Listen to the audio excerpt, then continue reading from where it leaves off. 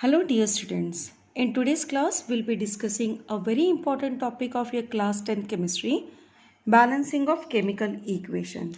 This topic I will say it is very important and one question will be always sure from this topic. So let us see what do you mean by balancing of chemical equation.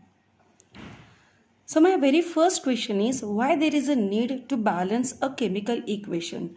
Till now we have studied that chemical reactions can be always represented with the help of equation. Now why there is a need to balance them. Okay, so first of all let us discuss why there is a need to balance the chemical equation. An equation need to be balanced so as to follow law of conservation of mass.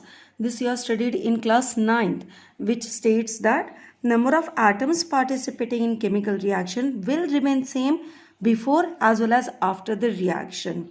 So we know that atoms can neither be created nor it can be destroyed, and therefore its total number has to remain same. That's why we need to balance a chemical equation, and this is your one of the important give reason question. So many times it is asked in board exams that why there is a need to balance the chemical equation. It is also an important question of your NCERT. So how can we define a balanced chemical equation? The equation in which number of atoms of each element on the reactant side is equal to number of atoms of each element on the product side will be called as a balanced chemical equation. If the equation do not satisfies this, that means if the number of atoms of each element on reactant side is not equal to number of atoms of each element on the product side, then it will be called as a skeletal equation. For example, I will start with a very simple example. Nitrogen reacts with hydrogen to give ammonia. So on the reactant side there are two atoms of nitrogen, and on the product side there is only one atom.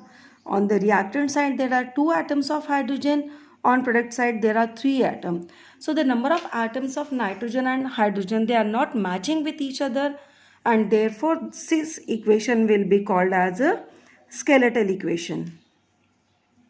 Now let us see how can we balance this.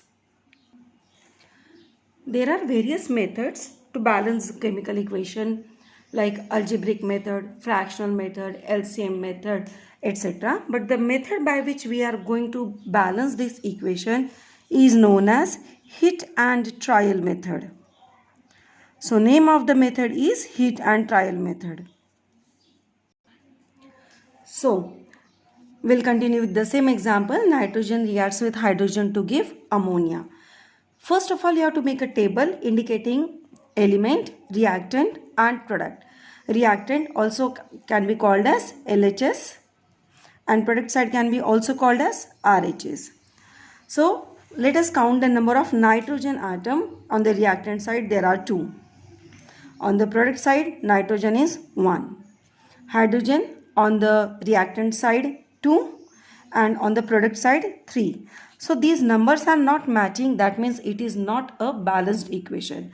So now I have to multiply them by using a coefficient which will equalize these numbers. Okay, so I will multiply here by 1 and product side by 2.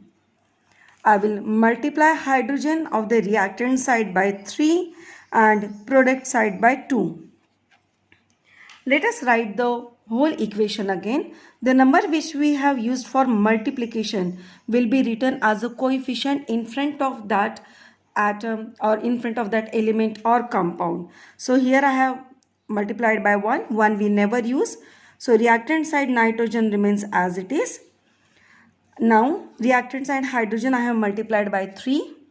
So 3 hydrogen giving product side I have multiplied by 2, so 2 ammonia.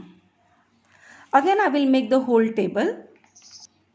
So now in the second step again I have made a table.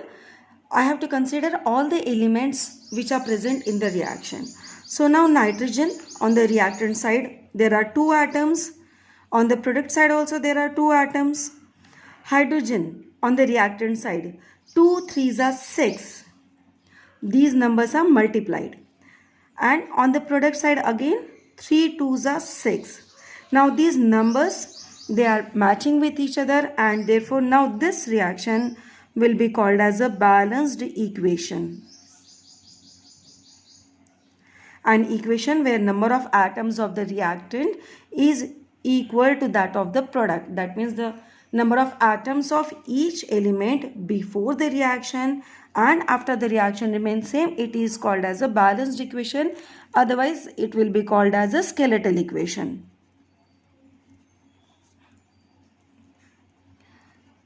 But every time you need not to draw this whole table and do.